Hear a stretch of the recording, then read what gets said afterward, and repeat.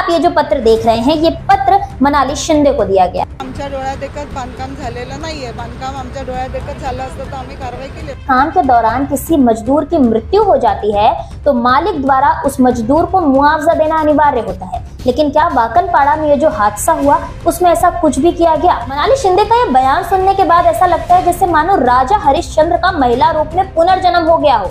नमस्कार दोस्तों, मैं हूं शिवानी दुबे और आप देख रहे हैं मिरर ऑफ ट्रूथ। अगर भूमाफिया और उनके पैसों से खरीदे गए मनपा के भ्रष्ट इंजीनियर, बिक चुके अधिकारी और बेमान हो चुके चाटुकार अपनी मस्ती में मस्त रहने लग जाएं और पुलिस प्रशासन मामले को दर्ज कर ठंडे बस्ते में डालने लग जाए, तो समझ लीजिएगा कि आप उस अंधेर नगरी का समाचार देख रहे हैं जहां पर सब कुछ चौपट हो चुका है। नालासोपारा के वाकनपाड़ा में अवैध निर्माण की दीवार गिर गई, 5 लोग गंभीर रूप से जख्मी हो गए, एक की मौत भी हो गई। लेकिन मजाल है कि उस अधिकारी पर मामला दर्ज हो जाए जिसकी नाक के नीचे वो पूरा अवैध निर्माण बनकर तैयार हो रहा था। दोस्तों, नालासोपारा वसई विरार में लोकतंत्र नहीं घूस तंत्र चल रहा है। यहाँ नीचे से लेके ऊपर तक सबके सब बिक चुके हैं, अवैध निर्माण बनते जा रहे हैं, हादसे बढ़ते जा रहे हैं, लेकिन वसई विरार शहर महानगर पालिका के अधिकारी भ्रष्टाचारिता में डूबे हुए हैं।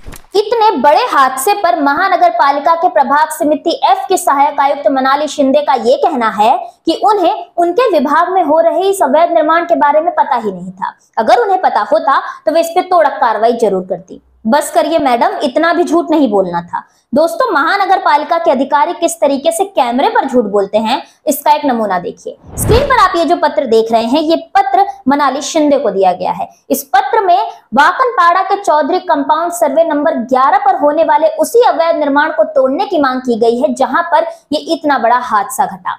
पहला पत्र जो है वो 30 मई 2023 को दिया गया है। दूसरा पत्र जो है वो 21 अगस्त 2023 को दिया गया है। ये दोनों पत्र इस बात का जीता जागता सबूत है कि मनाली शिंदे को होने वाले इस अवैध निर्माण के बारे में बहुत पहले से पता था, लेकिन उनके द्वारा इस पर ध्यान नहीं दिया गया। और इनकी हिम्मत तो देखिए कि ये डंके की चोट पर कैमरे के सामने झूठ बोल रही हैं। इस पूरे मामले में पिल्हार पुलिस ने जमीन मालिक हमीद और रफीक चौधरी तथा ठेकेदार लक्ष्मण बर्फ पर विभिन्न धाराओं के तहत मामला दर्ज कर लिया है। लेकिन क्या पिल्हार पुलिस ऐसी जांच करेगी कि इसके पीछे के मास्टरमाइंड तक पहुंच पाए? जवाब सबको पता है, क्योंकि यहाँ के भूमाफियाओं की पकड़ सिर्फ मनपा तक ही थोड़ी सीमित है, उनकी पकड़ तो बहुत दूर दूर तक है। ऐसा इसीलिए क्योंकि यहाँ के भूमाफियाओं के काम करने का तरीका एकदम अव्वल दर्जे का है। हमारे सूत्र ये कहते हैं कि यहाँ के भूमाफिया एक टोली में काम करते हैं और इनके पास अलग अलग डिपार्टमेंट के लिए अलग अलग व्यक्ति तय होता है। जैसे कि सबसे पहले एक व्यक्ति का काम होता है दलाल ठेकेदार को ढूंढ कर लाना, ताकि अगर कल को कोई हादसा हो जाए तो उसके कंधे पर बंदूक रखकर चलाई जा सके। दूसरे का काम होता है मजदूरों को ढूंढना। तीसरे का काम होता है मनपा के जो अधिकारी हैं जो कि भ्रष्ट हो चुके हैं उन्हें मैनेज करना। चौथे का काम होता है बेमान हो चुके पत्रकारों को संभालना। और आखिर में पुलिस प्रशासन पर अपनी मेहरबानी बरसाना, ताकि इनके द्वारा किए जाने वाले अवैध निर्माण के बीच कोई भी बाधा बनकर नहीं आ सके। एक और महत्वपूर्ण बात बताऊं दोस्तों, इन सब के पीछे के मास्टरमाइंड का नाम अरशद चौधरी है। जी हाँ, ऐसा इसीलिए क्योंकि पिल्हार अंतर्गत होने वाले 90% अवैध निर्माण अरशद चौधरी की देखरेख में ही होते हैं। अरशद चौधरी एक ऐसा भूमाफिया है जो कभी सामने आकर काम नहीं करता, इसीलिए हमेशा जो मामला है वो जमीन मालिक और ठेकेदार पर ही दर्ज होता है। ठेकेदार, जमीन मालिक, ये सब तो सिर्फ एक प्यादे हैं। शतरंज के असली खेल का वजीर अरशद चौधरी है। इन सब के बीच सबसे बड़ा सवाल यही है कि आखिर उन मजदूरों की क्या गलती थी जो गंभीर रूप से जख्मी हो गए?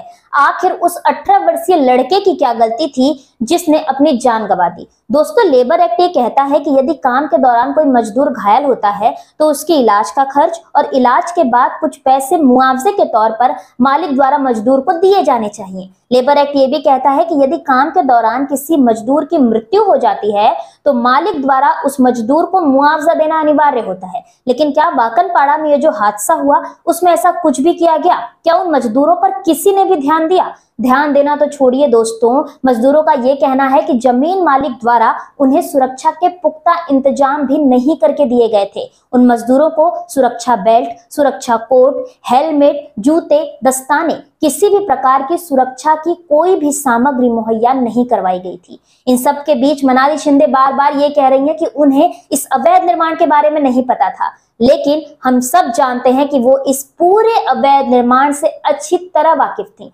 मनाली शिंदे का यह बयान सुनने के बाद ऐसा लगता है जैसे मानो राजा हरिश्चंद्र का महिला रूप में पुनर्जन्म हो गया हो। मनपा के अधिकारी खुलेआम झूठ बोल रहे हैं, मनपा के भ्रष्ट इंजीनियर भूमाफियाओं के साथ रासलीला कर रहे हैं। एक मजदूर की मौत के बाद कार्रवाई के नाम पर दिखावा करके जनता को जुमला दिया जा रहा है, लेकिन इन सब पर बसईवराज शहर महानगर पालिका के आयुक्त राजा अनिल पवार ना तो अपने भ्रष्ट अधिकारियों को निलंबित कर रहे हैं और ना ही उनकी लकवाग्रस्त जवान अधिकारियों पर मामला दर्ज करने का आदेश दे पा रही हैं। अंत में आयुक्त अनिल पवार जी, आपसे यही मांग है कि कृपया करके जनता को जुमला मत दीजिए। सहायक आयुक्त मनाली शिंदे पर मामला दर्ज करने का आदेश दीजिए और उन्हें फौरन सस्पेंड कीजिए। साथ ही साथ मेरी पिल्हार पुलिस स्टेशन से भी यही मांग है कि कृपया करके मामले को ठंडे बस्ते में मत डालिएगा, उचित कार्रवाई करिएगा ताकि दोषी को सजा मिले और जो मजदूर हैं उन्हें न्याय मिलने और मुआवजा मिलने में मदद हो सके। बहरहाल दोस्तों, आज की इस वीडियो में इतना ही। मैं शिवानी दुबे फिर मिलूंगी आपसे अगली खबर में। तब तक देखते रहें मिरर ऑफ ट्रूथ, क्योंकि हम दिखाते हैं सच का आईना। साथ ही साथ हमारे चैनल को सब्सक्राइब करना ना भूलें, क्योंकि आप साथ आएंगे तो सच को और मजबूती मिलेगी। ऐसी ही और खबरें देखने के लिए बने रहे हमारे साथ और सब्सक्राइब करें मिरर ऑफ ट्रूथ। फेसबुक पर देख रहे हैं तो हमारे पेज को फॉलो करना ना भूलें। वीडियो पसंद आने पर लाइक, कमेंट, शेयर जरूर करें।